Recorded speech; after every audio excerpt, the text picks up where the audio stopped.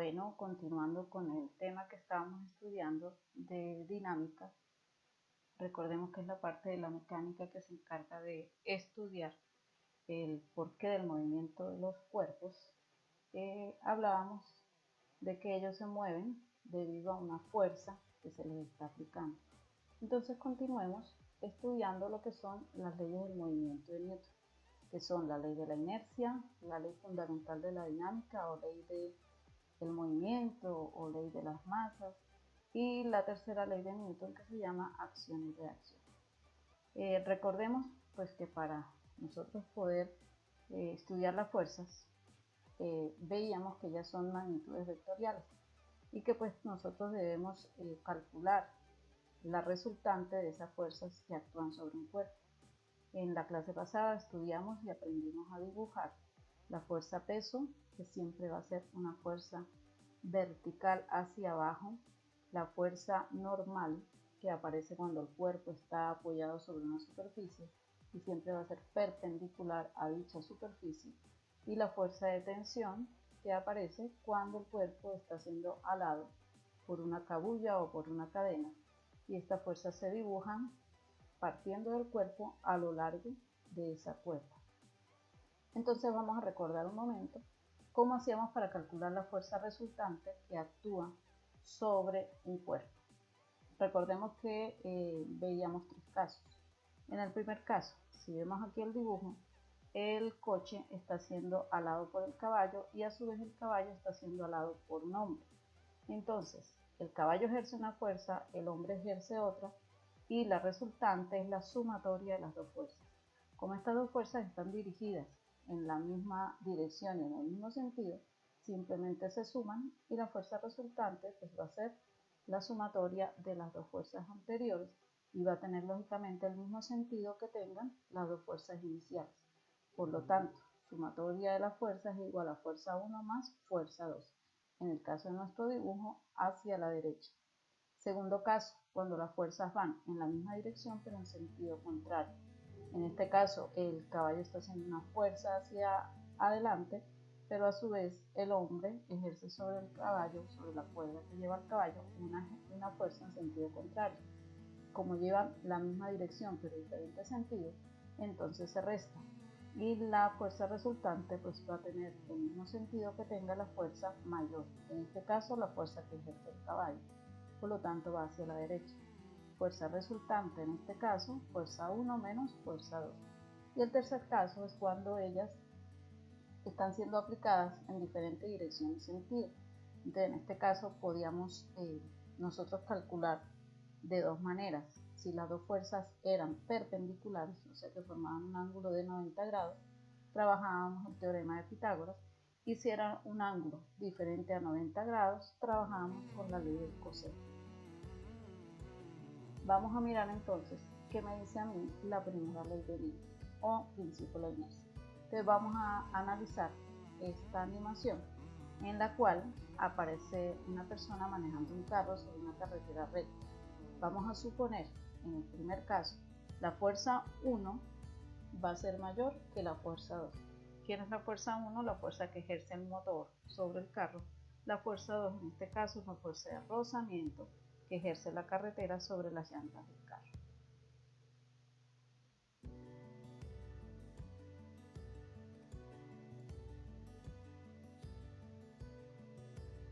Entonces, como vemos acá, la fuerza 1 va aumentando, lleva diferente módulo que la fuerza 2.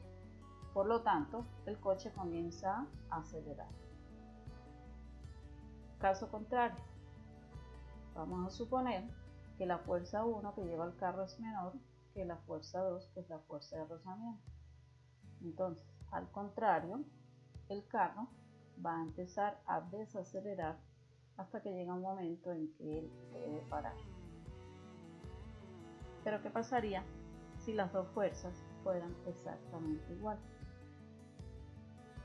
Entonces, si las dos fuerzas son iguales, al hacer la resta de las dos fuerzas, pues la resultante me va a dar 0, que significa que la fuerza resultante, las que actúan sobre este carro me dé 0, significa que el cuerpo va a llevar, en este caso el carro, un movimiento con velocidad constante. Si recordamos, velocidad constante es una característica del movimiento rectilíneo uniforme. Si la velocidad es constante, significa que no hay aceleración. Entonces, ¿qué me dice a mí en sí el principio de la inercia o ley de la inercia?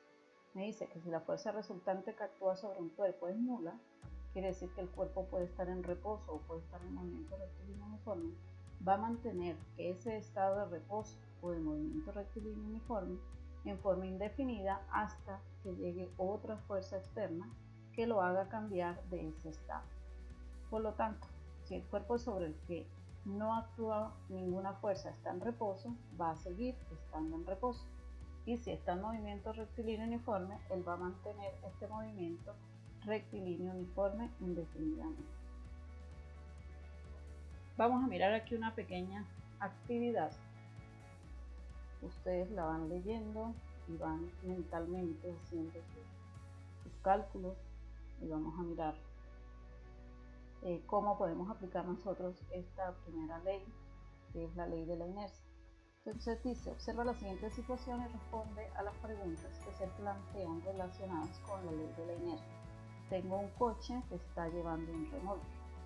El coche o la fuerza de rozamiento entre el coche y la carretera es de 1400 newtons y sobre el remolque y la carretera es de 1600 newtons. Entonces me pregunta, en esta situación, la fuerza desarrollada por el motor del coche debe ser de cuánto para que el conjunto se desplace a velocidad constante. Para que se desplace a velocidad constante significa que las dos fuerzas que van a la derecha se deben contrarrestar con la fuerza que ejerce el motor del carro que va hacia la izquierda. Entonces, ¿cómo lo haríamos? Simplemente sumamos estas dos fuerzas, 1400, 1600 me da 3000 newtons. Por lo tanto, la fuerza que debe ejercer el motor del carro para que la velocidad sea constante debe ser de 3000 newtons. Segundo ejemplo, me dice, cuando el conjunto se mueve a velocidad constante, se cumple que la aceleración es. Entonces, si la velocidad es constante, quiere decir que el movimiento es rectilíneo uniforme, por lo tanto su aceleración va a ser nula. La tercera, si se rompe el enganche entre el coche y la caravana o el remolque, a consecuencia de la inercia, ¿qué debe hacer esta caravana o este remolque? Entonces, lógicamente, como él está haciendo alado hacia la izquierda, al romperse, él va a seguir el mismo movimiento, la misma dirección, el mismo sentido que llevaba cuando venía andando. Por lo tanto, seguirá moviéndose hacia la izquierda.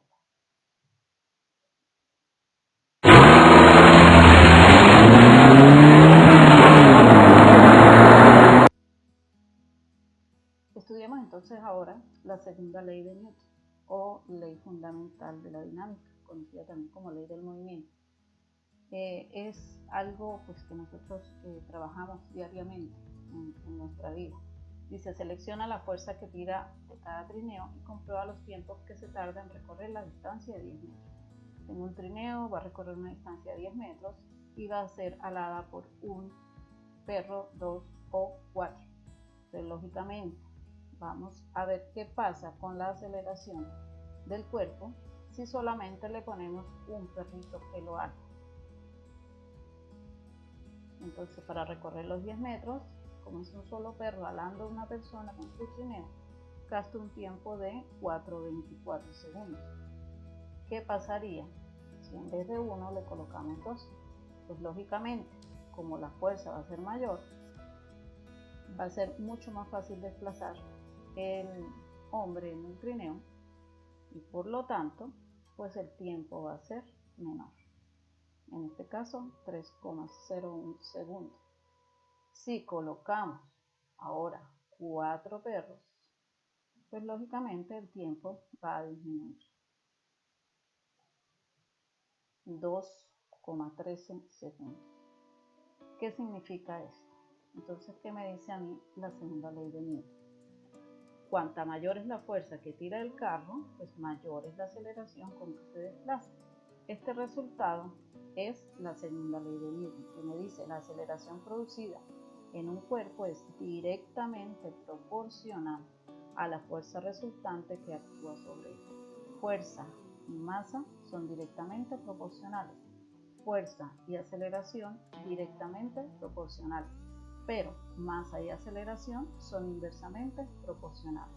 Entonces, si le ponemos lógica a la segunda ley de Newton, pues a mayor fuerza que se le aplique a un cuerpo, mayor velocidad va a adquirir, por lo tanto mayor va a ser su aceleración.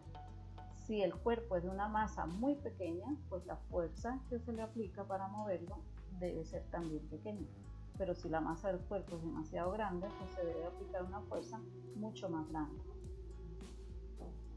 Las unidades de fuerza, pues ya la habíamos trabajado en el Sistema Internacional de Unidades. Si trabajamos en el MKS, pues es en Newton, y ya sabemos que un Newton es kilogramo por metro sobre segundo cuadrado. Y si trabajamos en el CGS, pues trabajamos en vez de kilogramos, gramos, en vez de metros, centímetros. Por lo tanto, trabajaríamos las libras, como cualquier otra fuerza. Vamos a mirar aquí un ejemplo de cómo hacer ejercicios con la segunda ley de Newton. Entonces, en la primera imagen tenemos un carrito de masa 20 kilogramos que está siendo alado hacia la derecha con una fuerza de 30 Newton.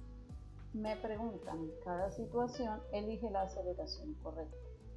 Como sabemos, pues fuerza es igual a masa por aceleración. Si despejamos aceleración, nos queda que la aceleración es igual a la fuerza que se le está aplicando, en este caso al carro, sobre la masa del carro. 30 dividido 20, si simplificamos los ceros, nos queda 3 sobre 2, que es lo mismo que tener 1,5 metros sobre segundo cuadrado. Segundo caso, tengo una caja sobre una mesa horizontal que está siendo alada por una cuerda. Aquí vemos la fuerza, esta es la fuerza de tensión que ejerce la cuerda sobre la cajita de 2 kilogramos. Entonces, igual que en el caso anterior, 20 newtons, que es la fuerza, la dividimos entre los 2 kilogramos, que es la masa de la caja. Por lo tanto, 20 dividido 2 me va a dar 10 metros sobre segundos al cuadrado. Bueno, como vemos en el tercer caso, tengo una cajita sobre una mesa horizontal y aquí me están dando dos fuerzas. La fuerza que aplica el hombre hacia la derecha es 15 newtons y la fuerza de rozamiento que va a la izquierda en sentido contrario es 10 newtons. Por lo tanto, para poder calcular la aceleración, primero debemos saber cuánto vale la fuerza resultante. Como van en sentido contrario, se resta. 15 menos 10 me da 5. Pero como la fuerza mayor va hacia la derecha, entonces sería 5 newtons positivo a la derecha. Al aplicar la fórmula, pues me quedaría aceleración igual a la fuerza resultante, que serían 5 newtons, sobre la masa, que es de 5 kilogramos, y eso me daría 1 metro por segundo cuadrado, a la derecha o a la izquierda. Miremos a ver. En este caso a la derecha, porque la mayor fuerza va hacia la derecha. Y en el último caso, tenemos dos personas de diferente masa aplicando diferentes fuerzas sobre una pared. Si esto no fuera una pared, sino que fuera cualquier otro cuerpo que yo pueda mover con solo empujarlo, pues tendríamos que calcular la sumatoria de las masas, la sumatoria de las fuerzas para poderla calcular. Pero como es una pared, por más fuerza que apliquen las dos personas, me interesa la masa que tenga, pues la pared no se va a mover. Y si la pared no se va a mover, por lo tanto, su aceleración debe ser nula. La aceleración que adquiere lógicamente la pared es la que están empujando. Bueno, entremos entonces a mirar la última ley, que es la tercera ley de Newton, que la conocemos nosotros como la ley de acción y reacción. Resulta que estas dos fuerzas nunca van a actuar solas. Esta fuerza siempre lleva una contraria a ella, en sentido contrario. Quiere decir que las fuerzas en la naturaleza siempre están actuando por parejas. De modo que cuando los dos cuerpos interactúan entre sí, pues van a ejercerse fuerzas mutuas y simultáneamente, iguales en módulo o en magnitud, pero en sentidos contrarios. Y estas fuerzas son las llamadas fuerzas de acción y reacción. Miremos entonces algunos ejemplos de fuerza de acción y reacción. Un ejemplo claro es el de la Tierra y un paracaidista. La Tierra ejerce una fuerza sobre el paracaidista, que es la fuerza peso, y a su vez el paracaidista pues, va a aplicar otra fuerza en sentido contrario, pero de igual magnitud sobre él. Por eso, estas dos fuerzas son contrarias. Algo a tener en cuenta: las fuerzas de acción y reacción nunca se van a contrarrestar. ¿Por qué? Porque son aplicadas por cuerpos diferentes. Miremos otro ejemplo más sencillo de entender. Cuando tengo dos patinadores, resulta que un patinador empuja al otro. Cuando el patinador de rojo empuja al patinador de blanco, a su vez el de blanco ejerce una fuerza sobre el de rojo y por eso ellos cogen sentidos contrarios. Entonces aquí en el ejemplo, Diego va a empujar a Begoña con una fuerza F12, significa la fuerza del cuerpo 1 hacia el cuerpo 2. A esta acción, pues la otra persona va a reaccionar con una fuerza contraria, o sea, una fuerza 2-1, que va a ser igual a la primera fuerza, pero en sentido contrario. Esto es lo que hace que esta persona retroceda. En ambos casos pues se está ejerciendo lógicamente la misma fuerza, pero ellos van a moverse en sentidos opuestos y en este caso con diferente aceleración. ¿Por qué diferente aceleración? Porque las dos personas tienen diferente masa. Lógicamente el cuerpo que tenga menos masa va a adquirir mayor aceleración, como veíamos en la segunda ley de Newton. Para que las dos personas se movieran con la misma aceleración, deberían tener exactamente la misma masa. ¿Qué me dice entonces la tercera ley de Newton? Dice que siempre que un cuerpo ejerza una fuerza sobre otro, este a su vez va a ejercer sobre el primero otra fuerza igual, pero de sentido contrario.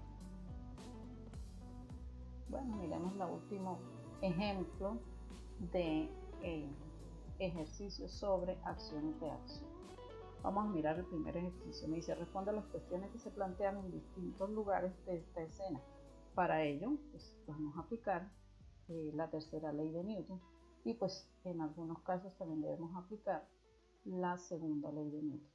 Me dice que tengo Cristina empuja a Nacho con una fuerza de 25 newtons.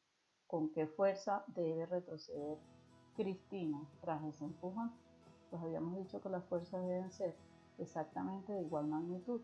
Entonces, si Cristina aplica 25 newtons sobre Nacho, pues Nacho va a aplicar también, o la barca de Nacho va a aplicar sobre la Cristina una fuerza igual. Por lo tanto, debe ser también 25 newtons. Segundo ejemplo, tenemos aquí a Andrés que quiere brincar.